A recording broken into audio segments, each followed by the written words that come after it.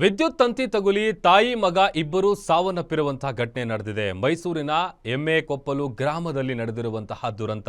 39 ವರ್ಷದ ನೀಲಮ್ಮ, 19 ವರ್ಷದ ಹರೀಶ್ ಇಬ್ಬರು ಕೂಡ ಮೃತಪಟ್ಟ ದುರ್ದೈವಿಗಳು ಅಂತ ಗೊತ್ತಾಗಿದೆ.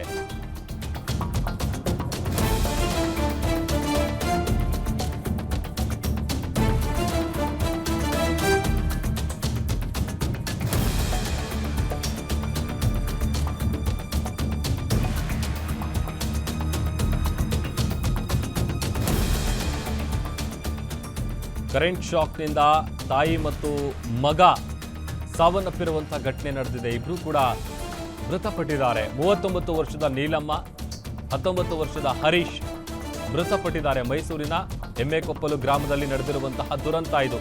ಜಮೀನಿನಲ್ಲಿ ಕೆಲಸ ಮಾಡ್ತಾ ಇದ್ದಂಥ ಸಂದರ್ಭದಲ್ಲಿ ವಿದ್ಯುತ್ ಅವಘಡಕ್ಕೆ ನೀಲಮ್ಮ ಅವರು ಸಿಲುಕಿದ್ದಾರೆ. ತಾಯಿಯನ್ನು ರಕ್ಷಿಸೋದಕ್ಕೆ ಹೋದಂಥ ಮಗ ಕೂಡ ಜೀವ ಕಳ್ಕೊಂಡಿದ್ದಾನೆ. ಸೆಸ್ಕಾಂ ನಿರ್ಲಕ್ಷ್ಯದಿಂದ ಸಾವು ಅನ್ನುವಂಥ ಆರೋಪ ಕೇಳಿ ಬರ್ತಾ ಇದೆ. ಸೂಕ್ತ ಪರಿಹಾರವನ್ನ ಕೊಡಬೇಕು ಅಂತ ಗ್ರಾಮಸ್ಥರು ಒತ್ತಾಯ ಮಾಡ್ತಾ ಇದ್ದಾರೆ. ಸುರೇಶ್ ನಮ್ಮ ಪ್ರತಿನಿಧಿ ಹೆಚ್ಚಿನ ಡೀಟೇಲ್ಸ್ ಅನ್ನ ಕೊಡ್ತಾರೆ. ಸುರೇಶ್, ಯಾವಾಗ ನಡೆದಿದ್ದ ಘಟನೆ ಇದು? ಆಮೇಲೆ ಹೇಗಾಯ್ತು ಇದು ಘಟನೆ? ಪ್ರಭು, ಬೆಳಿಗ್ಗೆ ನಡೆದಿರುವಂತದ್ದು. ಬೆಳಿಗ್ಗೆ ಮುಂಜಾನೆ ಅವರ ತಾಯಿ ಜಮೀನಿಗೆ ಕೆಲಸಕ್ಕೆ ಅಂತ ಹೇಳಿ ತೆರಳಿದ್ದಾರೆ. ಜಮೀನಿನಲ್ಲಿ ಕೆಲಸ ಮಾಡುವಂತ ಸಂದರ್ಭದಲ್ಲಿ ವಿದ್ಯುತ್ ತಂತಿ ತುಂಡಾಗಿ ಬಿದ್ದಿದೆ. ಅದನ್ನ ಗಮನಿಸೋದಕ್ಕೆ ಆಕೆ ಸಾಧ್ಯ ಆಗಿಲ್ಲ. ಜೊತೆಗೆ ವಿದ್ಯುತ್ ತಂತಿ ಬಿದ್ದಿದೆ ಅನ್ನೋದು ಕೂಡ ಆಕೆಯ ಅರಿವಿಗೆ ಬಂದಿಲ್ಲ.